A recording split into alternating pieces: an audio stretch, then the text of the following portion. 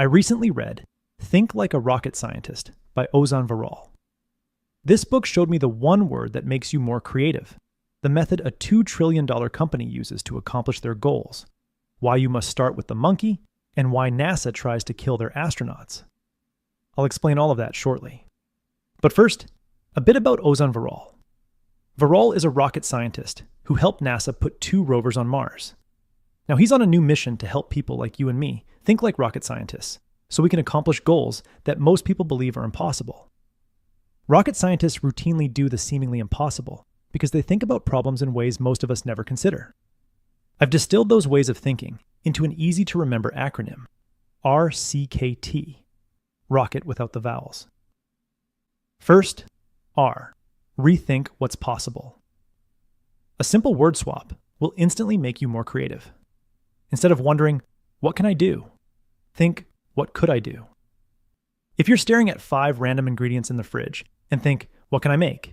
Your brain will scan old recipes. When it can't see how to make a familiar dish with those 5 ingredients, you skip cooking and order takeout. But if instead you wondered, what could I make?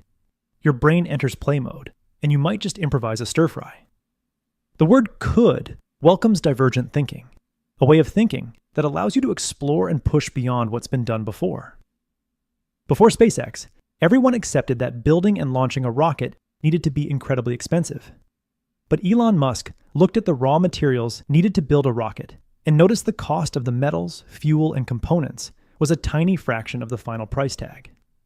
There was a large idiot index at play, meaning that outdated assumptions and inefficiencies were drastically inflating the price of a rocket. By thinking, what could we build if we ignored every assumption about how rockets are supposed to be made? A new rocket company was born, and the rest is history. Escape old ways of thinking that limit your vision of what's possible by routinely wondering, what could I do with the resources I have?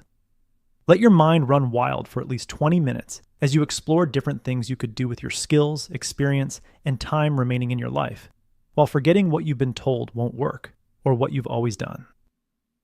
Next, C. Create your checkpoints in reverse.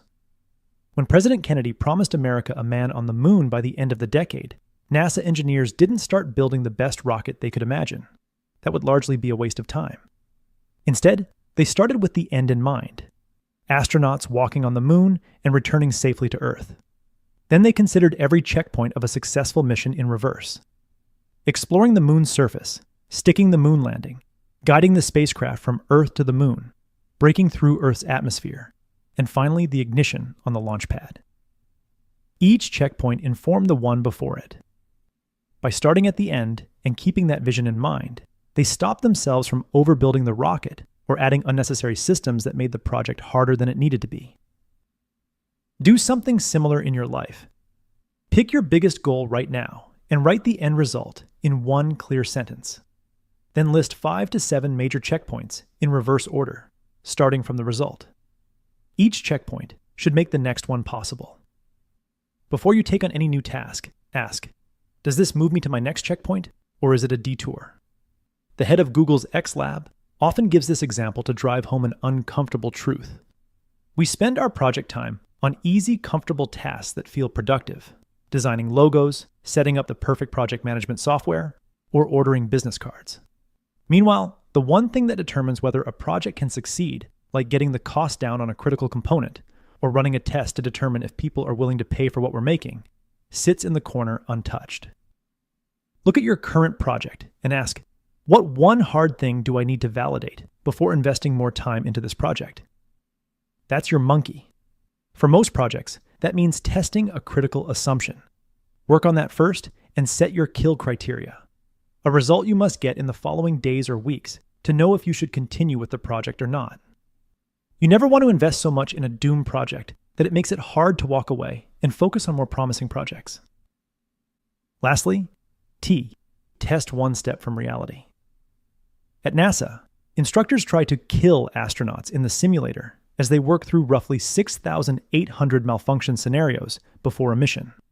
They make them panic and sweat in the simulator so they survive in space. By launch day, the real thing feels routine. Neil Armstrong famously said that walking on the moon was perhaps easier than the simulations. When Tim Ferriss needed a title for his new book, he didn't ask friends what they thought. He ran Google ads with a dozen different titles and tracked which ones real people actually clicked. The winner was The 4-Hour Workweek. When he needed a cover, he went to a local bookstore, slipped mock-up covers onto books sitting on the popular titles table, and watched which ones strangers picked up to examine. By launch day, he already knew he had a great title and cover. In the end, when considering a new goal or starting a project, remember RCKT and think like a rocket scientist. R, rethink what's possible using the divergent power of could. C, create a plan by starting with the desired outcome and working backward.